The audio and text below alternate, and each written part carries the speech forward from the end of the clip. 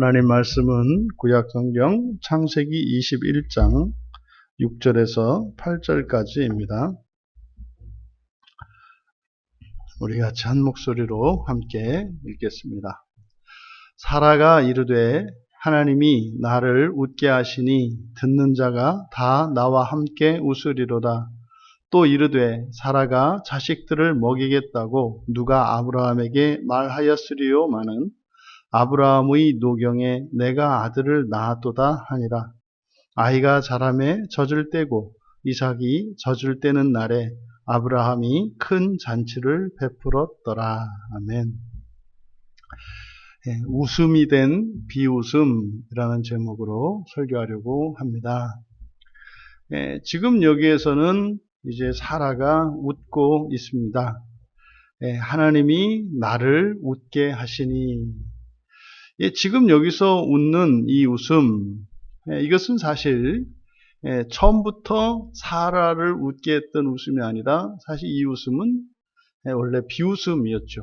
그러니까 여호와 하나님께서 아브라함에게 이제 아들을 주시겠다고, 그래서 내년 이맘때면 아들이 생길 것이라고 말씀을 주셨을 때 아브라함도 비웃고 사라도 비웃었습니다. 그때 그 비웃음, 그래서 앞에 17장 17절에서 아브라함이 비웃었고, 그리고 18장 12절에서 사라가 비웃었습니다. 그런데 이제 하나님이 말씀하셨을 때는 비웃었던 사라가 이제 하나님께서 하나님의 말씀을 이루시니 비로소 웃게 되었습니다. 사라가 이르되 하나님이 나를 웃게 하셨다. 이어서 사라는 다 나와 함께 웃으리로다. 하나님이 웃게 하시는 것은 단지 사라만이 아니라 모두 다 함께 웃게 하신다는 것을 우리에게 알게 하십니다. 그런 거죠. 하나님께서 우리들에게 어떠한 약속을 주시고 또 하나님이 약속을 주신다는 것은 성경 말씀을 통해 우리가 깨닫고 발견하는 겁니다. 성경을 통해서 어떤 말씀이 발견이 됐고 이해가 됐는데 그것이 나에게 큰 위로가 되거나 기쁨이 되거나 소망이 되지 않는 경우죠. 그게 이제 우리가 비웃는 겁니다. 아브라함과 사라의 경우에는 직접 하나님을 만나서 그렇게 비웃었습니다만 우리들은 그런 식으로 하나님을 만나는 것이 아니라 이제는 성경을 통해서 하나님을 만나는데 성경의 말씀을 들었을 때 그냥 덤덤한 거죠. 대면대면한 거죠. 이것이 우리들이 비웃는 방식입니다. 근데 그랬던 그 말씀이 어느 날 확실하게 깨달아지고 그것이 나의 삶 속에서 실현이 되었을 때, 소망이 성취되었을 때, 그때 비로소 우리가 웃지 않습니까? 우리는 그 이전에 비웃음을 까먹었을지라도 하나님은 알고 계시죠. 그런데 그 비웃음이 웃음이 되는, 그러니까 이것은 하나님이, 그러니까 구원하시는 하나님과 구원받는 우리가 어떻게 다른지를 보여주시는 거예요. 하나님은 말씀하실 때나 그 말씀을 이루실 때나 동일한 하나님이시고 동일한 마음이신데 말씀을 들을 때 우리와 그 말씀이 이루어질 때 우리가 너무나 다른 거죠. 그러니까 한결같으신 하나님과 참으로 변덕스러운 우리 사이에서 우리의 이러한 변덕스러움이 하나님의 능력을, 하나님의 영광을 경험해 가면서 점점 하나님의 성품을 닮아가는 것임을 우리가 알 수 있습니다. 그런데 이렇게 비웃음이 웃음이 되는 이런 과정을 통해서 단지 우리들 하나만이 목표가 아니라 우리들을 통해서 우리 주변에 있는 모두를 함께 웃게 하시려는 하나님의 뜻이 있음을 우리가 알 수 있다. 이어서 사라가 자식들을 젖먹이겠다고 누가 아브라함에게 말하였으리요마는 이게 지금 무슨 말입니까? 여기서 누가 말하였겠느냐? 사라가 자식들을 젖먹인다고 누가 아브라함에게 말하였겠느냐? 이게 무슨 말입니까? 이것은 두 가지 의미가 있어요. 불가능성, 절대 불가능한 사건이라는 거. 이 불가능성과 또 이것은 그 불가능성이라고 하는 것은 사실 하나님의 말씀에 대한 불신인 거죠. 그런데 불가능성과 하나님의 말씀에 대한 불신이 꼭 일치하는 것은 아닙니다. 하나님의 그러니까 불가능한 일이라 할지라도 우리는 하나님의 말씀을 믿을 수가 있고 또 불가능한 일이라고 생각하기 때문에 하나님의 말씀을 믿지 않을 수가 있습니다. 그런데 지금 사라가 여기에서 말하는 과거죠. 과거에 내가 아이를 내가 자식을 낳아서 그 자식에게 젖먹인다는 것을 누가 상상이나 했겠었는가? 이건 사실은 자기 고백이에요. 불가능한 일이었다는 것이고 자기 자신도 사실은 하나님께서 그 말씀하셨을 때 믿지 않았다고 하는 자기 고백이죠. 그런데 이제 현재는요. 아브라함의 노경에 내가 아들을 낳았다. 이것은 그 불가능한 일, 자신이 믿지 않았던 일, 그것을 하나님께서 행하셨다는 거죠. 믿음의 역사가 큽니다. 그런데 믿어야만 역사가 나타나는 게 아니죠.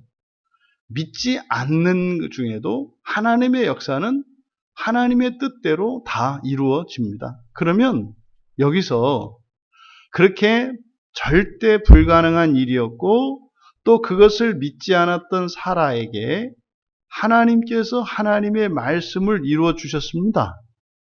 그때 그것이 사라의 기쁨이 되었고 그래서 웃음이 되었거든요.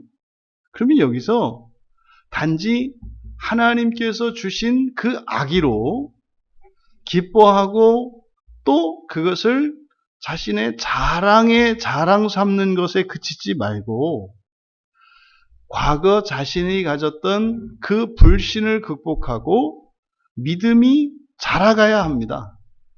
하나님이 이런 방식으로 우리의 불신한 가운데에서도 하나님이 신실하게 하나님의 약속의 말씀을 이루어 주시는 것은 단지 하나님의 신실하심을 보여주시는 것이 목적이 아니라 또 하나님 백성들에게 특별한 구원의 은혜를 베푸시는 것 그 자체가 목적이 아니라 그것과 함께 그러한 사건들을 통해서 하나님을 믿는 그 믿음이 더욱 자라가기를 원하시는 거죠. 그런데 모든 사람들이 이러한 상황 속에서 믿음이 자라가는 것은 아닙니다. 사라가 그렇게 절대로 불가능한 일이었고 자신이 믿지도 않았던 그 말씀을 하나님께서 이루어 주셔서 노년에 이삭을 낳게 되었을 때 바람직한 것은 이삭으로 기뻐하기보다 기뻐해줘.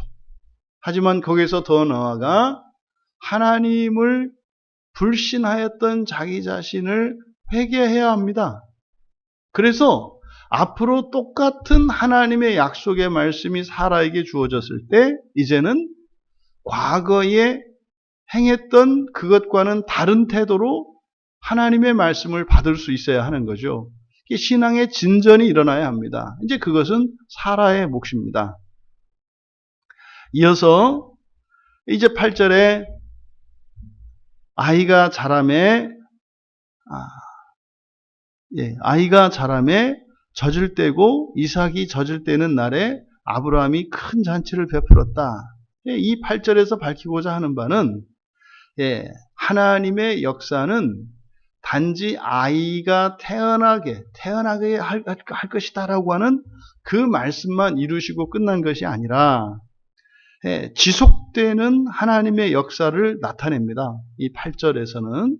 그래서 여기에 아이가 자라매라고 하는 이 표현은 미완료 시제로서 지속적인 성장을 나타내요. 그러면 하나님께서 약속하신 그 약속이 성취되었을 때 하나님이 그 약속을 지킨 것으로 끝내는 것이 아니라 그것을 지속적으로 이루어 주시며 보존해 주신다는 것을 나타내는 거죠. 그래서 여기서 아이가 자라매라고 미완료 시제로 쓴 것입니다.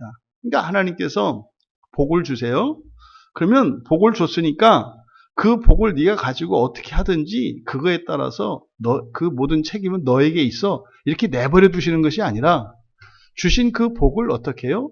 지속적으로 유지될 수 있도록 한다 이 말이에요. 그런데 그 복이 지속되고 지속되지 않는 것은 바로 앞에서 사라의 불신앙이 이제는 신앙으로 바뀌고 성장해야 하는 것이죠. 만약에 사라가 그 불가능했던, 자신이 믿지도 않았던 그 이삭을 품에 안고 거기에서 만약에 이 사라의 신앙에 진전이 일어나지 않았다면 이제 하나님께서 주신 그 구원의 기쁨과 감격, 그 복을 계속 누릴 수는 없습니다. 반드시 그것은 상실하게 되어 있습니다. 그러니까 하나님께서 계속 자라게 한다라고 하는 이 말씀 안에는 이와 같이 하나님이 주신 복은 지속되는 복이며 그 복이 지속되기 위해서는 우리들이 하나님의 은혜를 경험하고 복을 경험했을 때 우리가 맞춰서 지속적으로 변화되어야 한다는 사실을 가르쳐 주는 겁니다. 그럼 하나님은 그렇게 해서 지속적으로 우리를 구원해 가시는데 우리가 그 구원의 은혜로 변화받지 않는다면 그것은 하나님께서 주시는 복으로부터 우리는 멀어지게 되어 있습니다. 그리고 이어서 젖을 떼었다. 젖을 떼었다. 네, 젖을 떼고 젖을 떼는 날. 그러니까요. 이렇게 지속적으로 성장해 갑니다. 근데 여기서 젖을 떼고 젖을 떼는 날에 이것은 사실 이제 우리 말에서는 그렇게 운율이 느껴지지 않지만 히브리어 원문에서는 이게 마치 시와 같은 운율을 느끼고자 하는 겁니다. 그러니까 이것은요. 젖을 떼고 젖을 떼는 날에 이렇게 반복한 것은 뭐예요? 하나님께서 이루어 가시는 구원의 일들이 그렇게 지속적으로 마치 그래서 노래와 같이 이것을 표현함으로써 신자들에게 일어난 구원의 일들이 신자들에게 주신 하나님의 복이 끊임없이 지속되어 가고 자라나고 있는 이것을 마치 흥을 돋구는 것처럼 시적으로 이제 표현하고 있다. 그래서 그 젖을 떼는 날에 아브라함이 큰 잔치를 베풀었다. 여기서 이 큰 잔치라고 하는 것은 특별한 의미입니다. 그냥 잔치를 베풀었다 하는 것과 큰 잔치를 베풀었다 하는 것은 이것은 굉장한 의미의 차이가 있습니다. 큰 잔치를 벌렸다. 이것은 뭡니까? 일단 널리 알렸다는 뜻이에요. 큰 잔치는 단지 규모만을 말하는 것이 아니라 큰 잔치를 베풀었다라고 하는 것은 이 잔치를 널리 알려서 더 많은 사람들을 초대하는 잔치였다는 뜻이에요. 그러니까 하나님께서 아브라함과 사라에게 약속하셨던 그 일을 성취하신 그 구원의 기쁨은 어떤 것이다? 단지 사라에게 아브라함에게 이 가정에만 머문 것이 아니라 온 세상에 알려서 모두의 기쁨이 되게 하시려는 복음인 것을 우리에게 가르쳐 주시는 겁니다. 그러니까요, 하나님께서 나를 구원하신 그 일은 그것은 장차 큰 잔치를 베풀어 세상의 모든 사람들에게 널리 알려지고 그 모든 이들이 동일한 하나님의 구원의 은혜를 받게 하시려는 것임을 우리가 알 수 있습니다. 여러분, 말씀을 정리합니다. 하나님의 약속의 말씀이 이해되지 않고 동의되지 않고 심지어 믿어지지 않을 때가 있습니다. 이것으로 나의 믿음의 분량과 나의 믿음의 한계를 알게 합니다. 그러면 그때 바람직한 태도는 무엇입니까?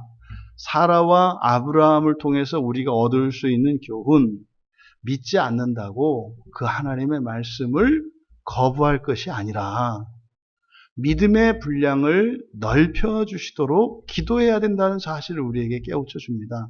성경에 기록된 모든 말씀은 하나님의 말씀이고 이것은 진리고 불변하는 말씀입니다.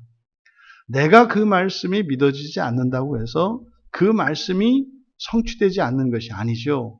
나의 믿음과 상관없이 그 말씀은 성취된다 이 말이에요. 그러면 그 말씀이 성취되느냐 안 되느냐 이것이 관건이 아니라 우리의 입장에서는 반드시 성취되어질 그 말씀이 믿어지지 않는 현재의 나의 작은 믿음, 이 분량을 하나님 앞에 아뢰고 나의 믿음의 분량을 넓혀주시도록 은혜를 구하며 기도해야 한다는 사실이에요. 그래서 실제로 하나님의 말씀이 성취되는 것보다 더욱 중요한 것은 뭐예요? 우리의 믿음의 분량이 자라나는 것입니다. 왜요? 하나님의 그 복은 지속되는 것이기 때문에 그래요. 우리의 믿음이 지속적으로 성장하지 않는다면 하나님이 주시는 그 복을 따라갈 수가 없어요. 그래서 실질적으로 하나님의 복은 반드시 이루어질 것이지만 그것을 누리고 누리지 않는 것은 하나님께 달려있는 것이 아니라 나의 신앙에 달려있다. 그래서 어떻게 해요? 그 하나님의 말씀이 성취되어지는 그것보다 나의 신앙의 지속적인 성장과 변화가 더욱 중요하다라는 것을 우리가 깨달아야 합니다. 또 그래서 두 번째로 하나님의 말씀이 성취되었을 때 또 우리의 기도가 이루어졌을 때 그 결과물에 만족할 것이 아니라 그것을 믿음을 증진시킬 수 있는 기회로 삼아야 한다는 것을 우리가 기억해야 합니다. 그러니까요, 믿음을 증진시키는 기회로 이용한다는 것은 우리가 믿지 못했고 예기치 못했고 기대하지 않았던 일들이 우리의 삶 속에 일어났을 때 그 결과에 만족하고 그것으로 기뻐하는 것이 그칠 것이 아니라 그것을 통해서 우리의 믿음을 키워가는 그런 기회로 삼아야 한다는 것입니다. 그리고 세 번째로 그리스도 예수께서 마치 이삭이 이렇게 초자연적인 일반적인 생육법칙을 벗어나서 이렇게 초자연적으로 태어났던 것처럼 동정녀를 통해서 이 땅에 오신 예수 그리스도의 탄생, 그 그리스도께서 이 땅에 오셔서 우리에게 주신 그 구원의 은혜, 그것은 거듭남이지 않습니까? 그 그리스도께서 성육신하신 사건과 우리들이 거듭난 이 사건, 이것은요, 큰 잔치를 베풀 만한 사건이라는 것입니다. 이것은 나 자신에게도 정말로 큰 기쁨으로 큰 잔치를 베풀 만한 이유가 되는 것이지만 또한 이것은 나 개인만의 기쁨과 만족으로 그칠 일이 아니라 이것은 온 세상에 전파하여 내가 누리는 그 기쁨을 온 민족에게까지 퍼져가도록 해야 한다는 것입니다. 하나님은 이들의 이 아브라함과 사라 부부의 비웃음을 웃음으로 바꾸시면서 하나님의 이 전능하심과 하나님이 약속을 지키는 분이시라는 것을 뭐 이렇게 증명하려고 하는 그런 목적이 아니라 그러함에도 하나님께서 구원하시고 웃음으로 바꾸시는 것을 통해서 나의 한계를 뛰어넘어 온 세상을 구원하시고자 하시는 하나님의 구원의 뜻을 전하는 것이다. 우리들이 예수 그리스도를 믿음으로 말미암는 그 기쁨이 날마다 자라나기를 바랍니다. 실제로 우리의 삶 속에 경험되기를 바랍니다. 하지만 그렇게 우리의 삶 속에서 일어나는 하나님의 구원의 일들로 그 결과와 효과에 만족하는 것이 아니라 그것으로 우리가 하나님을 사랑하는 그 사랑이 더 커가고 순결해지고 우리의 믿음이 더욱 온전해지며 날마다 진전하는 그것으로 더욱 기뻐하시는 하나님의 마음을 깨달아 우리에게 일어난 기쁜 일들을 잔치로 베풀어 세상에 나누며 살아가는 우리 모두 되시기를 주님의 이름으로 축원합니다. 존귀하신 하나님, 저들이 비록 하나님의 말씀을 비웃었을지라도 하나님께서는 하나님의 약속을 이루셔서 그 기쁨을 더욱 크게 하셔서 저들 개인의 기쁨으로 가로막히지 않고 오히려 큰 잔치를 베풀어 세상의 모든 사람들과 함께 나누게 하셨습니다.